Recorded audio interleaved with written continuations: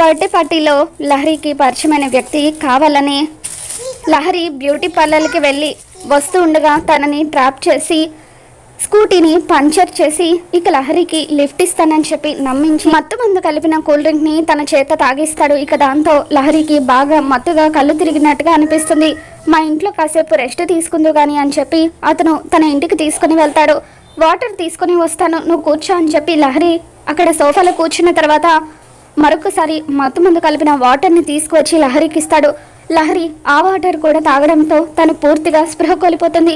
ఇక ఆ తర్వాత అతను ఈ అమ్మాయి ఇప్పుడు పూర్తిగా స్పృహ కోల్పోయింది, నేను ఏం చేసినా కూడా ఏమీ మాట్లాడదు అని చెప్పి ఇక అలా వికృతంగా నవ్వుతూ తనని ఎత్తుకొని బెడ్రూమ్లోకి తీసుకొని వెళ్తూ ఉంటాడు.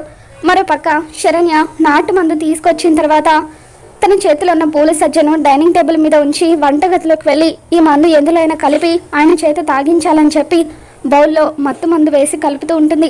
ఇక అప్పుడే అక్కడికి వచ్చిన లీలావతి డైనింగ్ టేబుల్ మీద పెట్టున్న పూల సజ్జలో కొబ్బరికాయతో పాటు పూజ సామాన్లు అన్నీ కూడా అదే విధంగా ఉండడంతో అమ్మ శరణ్య అంటూ నువ్వు గుడికి వెళ్ళలేదా అంటూ ఇక అలా శరణ్యని పిలుస్తూ వంటగదిలోకి రావడంతో లీలావతి తను కలుపుతున్న పౌడర్ని చూసేసిందేమోనని చెప్పి శరణ్య భయంతో వణికిపోతూ ఉంటుంది.